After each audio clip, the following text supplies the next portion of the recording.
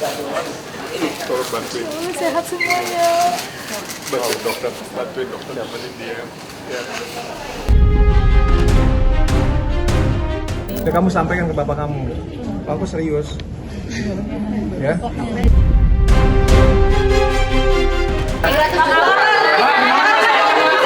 Kita sampaikan langsung nanti dari pihak pengacara. Terima kasih.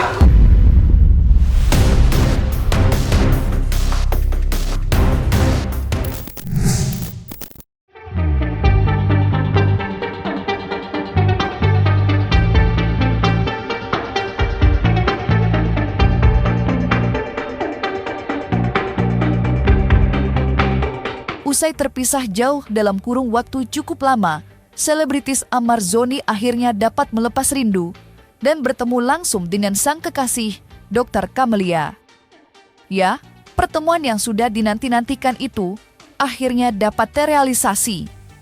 Karena untuk pertama kalinya, bapak dua anak tersebut dapat dihadirkan secara langsung ke ruang sidang Pengadilan Negeri Jakarta Pusat demi menghadiri agenda sidang lanjutan kasus dugaan peredaran barang haram dalam rutan yang menyeret namanya.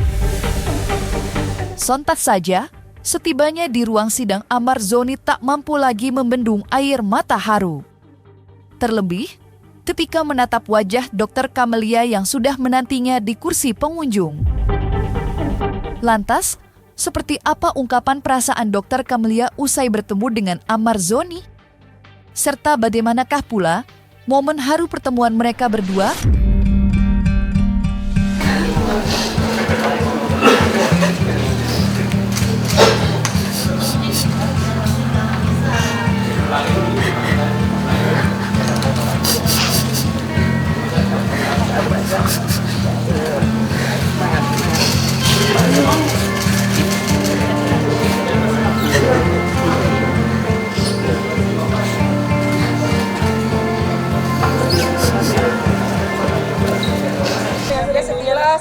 Sebenarnya bukan rindu ya, lebih ke deg-degan sidangnya karena jujur seumur hidup baru pertama kali ngerasain kayak gini, ada masalah kayak gini. Jadi sebenarnya aku lebih ke deg-degannya ngadepin persidangan. Lega, alhamdulillah lega, sehat, ya kan, tambah handsome ya kan, kita bisa lihat sendiri.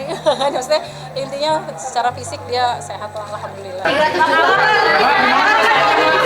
Kita sampaikan langsung nanti dari pihak pengacara. Terima kasih. Ya, tentunya itu sangat wajar ya, gitu, sangat wajar dan rasanya ini karena artis saja kemudian dia disorot sedemikian rupa gitu. Banyak orang lain yang malah lebih ya, tidak saja di Nusa Kambangan begitu ya, tetapi ditahan di dalam kota saja juga sudah mengalami tekanan psikologis yang sangat berat begitu, karena memang ketika seseorang itu mendapat perampasan atas hak psikologisnya itu jauh lebih berat daripada perampasan atas misalnya kebebasan bertemu, finansial dan sebagainya. Tapi kebebasan psikologis itu kan sebenarnya yang paling penting bagi diri manusia gitu ya. Jadi memang ketika seseorang kemudian akhirnya emosional dan sebagainya, itulah hal yang wajar begitu, dan sangat mungkin ya gitu siapapun gitu akan melakukan itu ketika dia mendapatkan sedikit dari kebebasan psikologis yang selama ini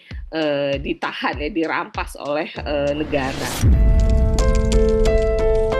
Kebahagiaan yang dirasakan Amar tampaknya semakin terasa berlipat ganda melihat Dr. Camelia tidak duduk sendiri, tetapi juga membawa keluarga, mulai dari Titik Haryati selaku ibu angkat dan juga kedua adik laki-lakinya, Aditya dan Panji Zoni. Menatap kehadiran kedua adik yang sempat ia ragukan untuk hadir, Amar Zoni sontak memeluk erat Panji dan Aditya. Sambil berkaca-kaca dan lengkap dengan suara yang terbata-bata, Amar pun tidak lupa untuk menyuarakan pesan khusus kepada Adit dan Panji. Lantas, apa sebenarnya pesan yang Amar berikan itu? Serta bagaimanakah pula momen mengharukan ketika Amar menitikkan air mata dan memeluk erat keluarga? Kira adek gue nggak ada. Gak bisa kan? Urusan lo.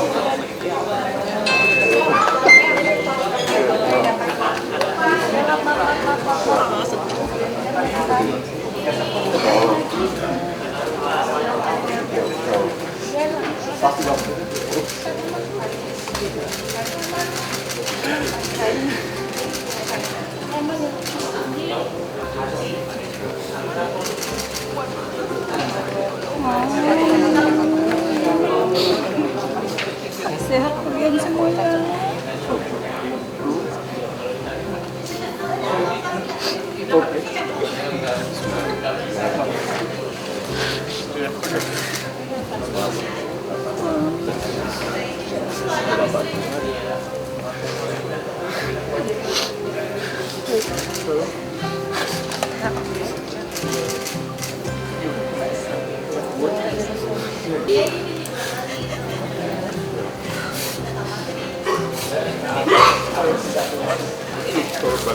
Sehat semuanya.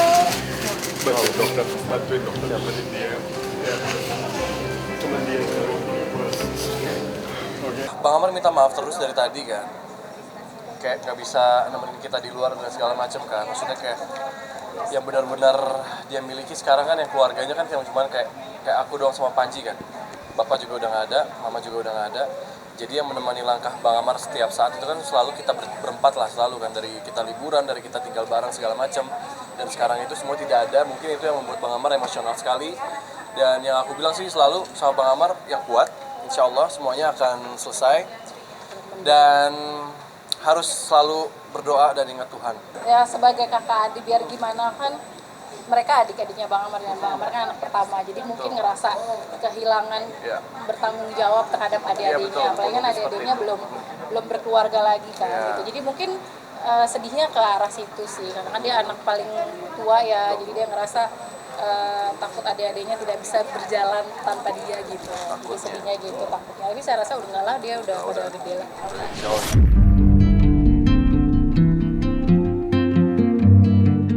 Kehadiran Dr. Camelia, kedua adik, serta keluarga yang lain tampaknya memberikan dorongan mental yang begitu besar terasa oleh Ammar Zoni.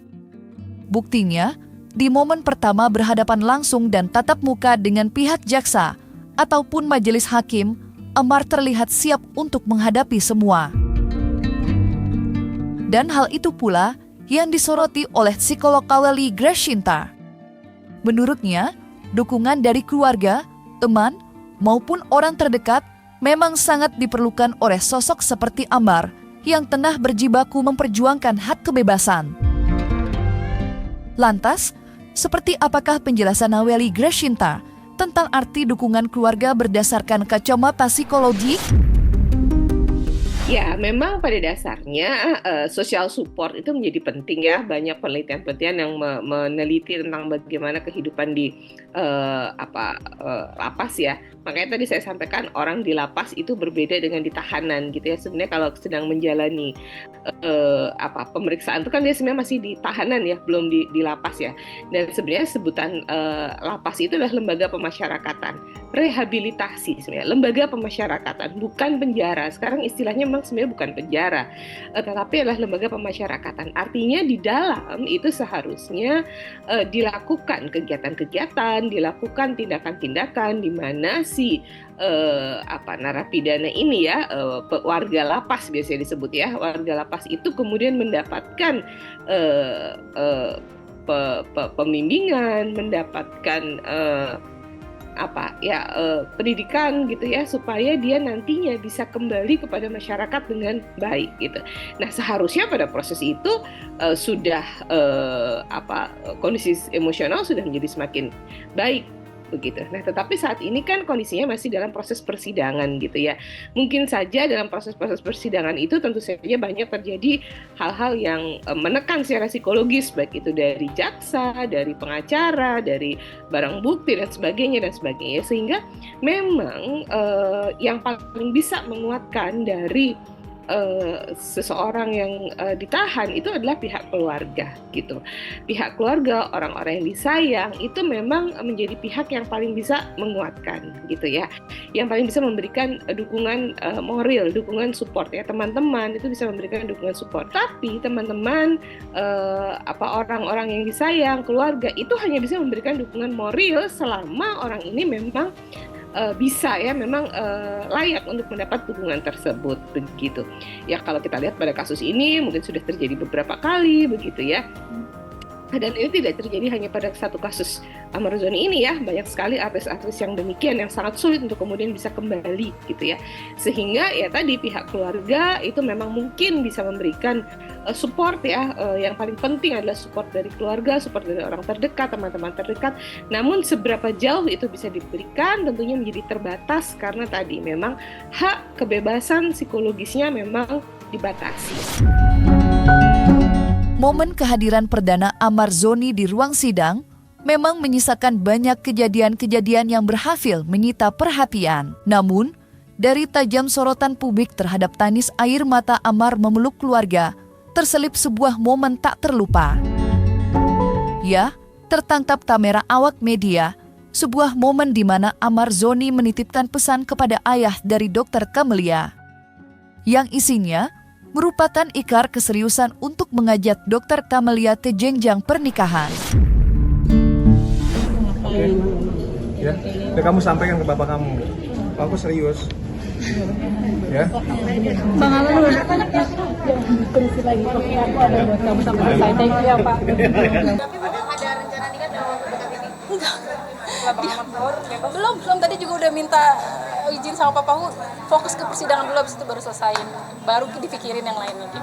Berarti itu tadi pesan dari ayah kakak? Iya, jadi sebelum persidangan emang telepon papaku minta izin untuk doain ya supaya lancar. Sebenarnya minta izin juga tapi papaku bilang nggak usah, nanti sidang dulu.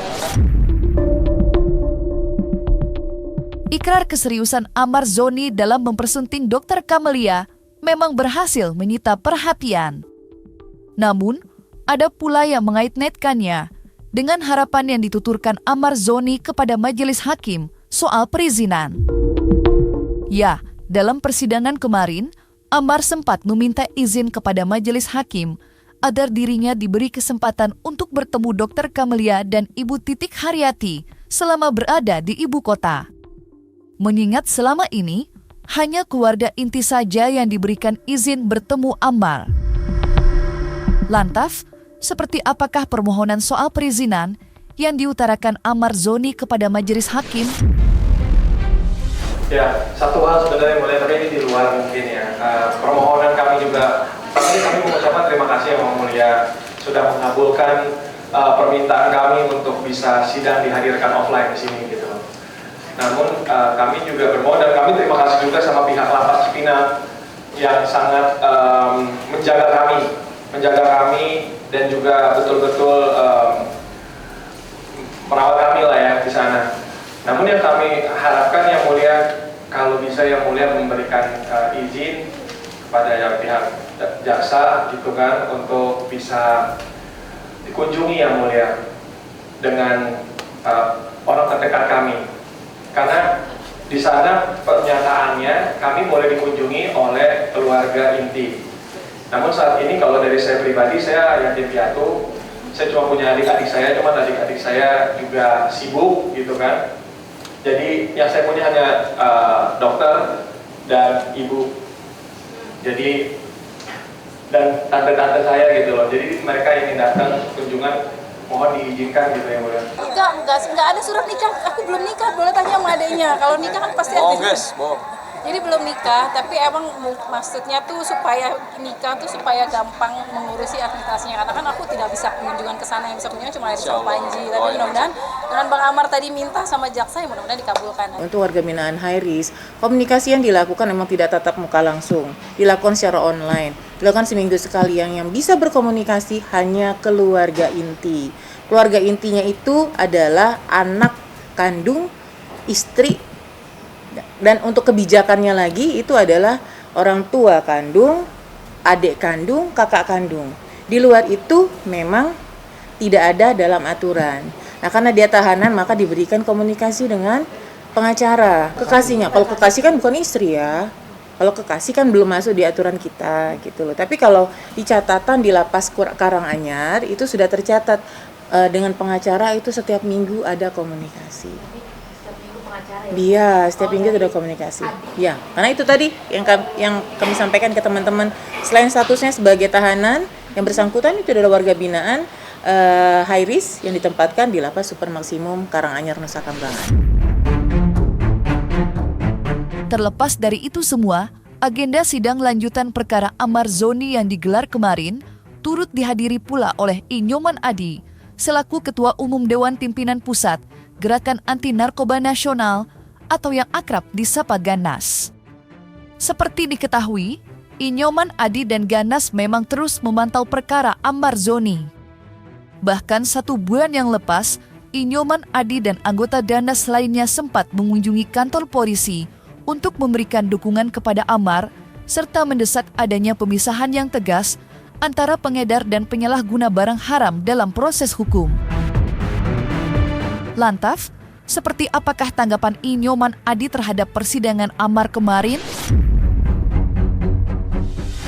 Ya, kita sudah mengamati sidang Amar Zoni pada hari ini tentang saksi-saksi yang sudah menyampaikan kesaksiannya. Ada beberapa hal yang akan kami evaluasi terkait dengan pertanyaan jaksa, pertanyaan pengacara, pertanyaan hakim, sehingganya kelemahan-kelemahan yang mungkin menurut kita ada, kita akan menggunakan yang namanya sahabat peradilan. Sahabat peradilan itu adalah amicus curiae. Amicus curiae itu pihak ketiga bisa menyampaikan satu pandangan, bisa menyampaikan satu argumen kepada majelis sebagai pihak yang tidak ikut serta. Yang tidak ikut serta dalam persidangan maupun sebagai pembela. Ya, itu namanya sahabat peradilan yang dikenal namanya amicus curiae. Yang kedua, di dalam KUHP yang baru, di dalam KUHP yang baru itu ada tambahan ada 5 dulu di dalam KUHP itu barang bukti ya. Barang bukti kalau dulu itu ada keterangan saksi, keterangan ahli, surat, petunjuk dan keterangan terdakwa. Nah, di dalam undang-undang yang baru, KUHP yang baru itu ada 2 tambahan lagi alat bukti, yaitu adalah alat bukti elektronik, yang kedua adalah pengamatan hakim. Alat bukti elektronik dan pengamatan hakim, yang mana pengamatan hakim ini konsep curiae, amicus curiae itu yang akan kita lengkapi untuk kita sampaikan kepada hakim. Jadi mudah-mudahan kelemahan yang kami amati tadi itu akan melengkapi apa yang kami sampaikan untuk dalam proses vonis nanti.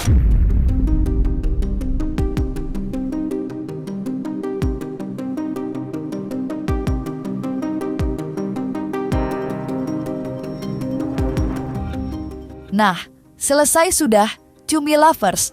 Jangan lupa untuk like, subscribe, dan juga share channel YouTube Cumi Cumi.